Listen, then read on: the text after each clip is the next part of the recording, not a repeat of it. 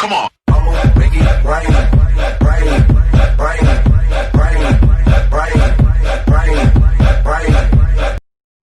Welcome back to my channel Rionando Butar-Butar. Hari ini saya akan bercerita tentang cerita rakyat, dongeng, atau kisah tentang binatang antara nyamuk dan singa. Alkisah, di suatu hutan terdapat banyak binatang, dan ada dua binatang yang sedang berseteru, yakni nyamuk dan singa.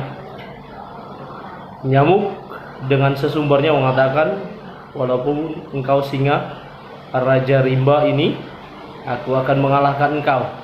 Dan jadilah demikian. Dia mengganggu singa, menggigit hidungnya singa, lalu singa mencakar hidungnya sendiri, dan nyamuknya lari, lalu hidungnya berdarah. Lalu kemudian si nyamuk hinggap lagi di telinganya singa, singanya garuk lagi telinganya, berdarah.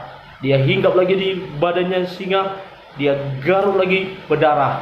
Dan akhirnya si singa meraung-raung kesakitan. Karena apa? Cakaran pada kakinya itu melukai dirinya sendiri. Karena nyamuk ternyata dia bisa terbang ketika dia hinggap di hidung, di telinga, di badan, dan di bagian tubuhnya yang lain. Lalu dengan bangganya si nyamuk pergi mengatakan bahwa dia telah berhasil mengalahkan si Raja Rimba singa. Dan dia pergi terbang ke sana kemari mengatakan, aku telah mengalahkan singa si Raja Rimba, dan akulah sekarang Raja Rimba di hutan ini. Dan ketika tanpa sadar dia terbang, dan dia akhirnya sangkut di sarang laba-laba. Dia pun beronta-ronta hendak melepaskan diri, tapi karena dia terbangnya terlalu kencang dan akhirnya nyangkut di sarang laba-laba, dia nggak bisa lagi bergerak, dan akhirnya laba-laba datang dan memakan si nyamuk tersebut. Binatang yang besar bisa dia kalahkan dengan mudah. Namun karena sombongnya, dia tidak memperhatikan ada sarang laba-laba yang kemudian menjerat dia. Adik-adik terkasih, apa yang bisa kita dapat dari cerita ini? Janganlah sombong ketika kita berhasil mengalahkan hal yang besar, masalah yang besar, atau lawan yang besar, yang kemudian kita tanpa sadar kita menjadi tersangkut untuk hal yang kecil. Sarang laba-laba bukan masalah seandainya dia bisa berhati-hati. Singa yang besar bisa dia kalahkan, namun dia tersandung dengan kesombongannya masing-masing.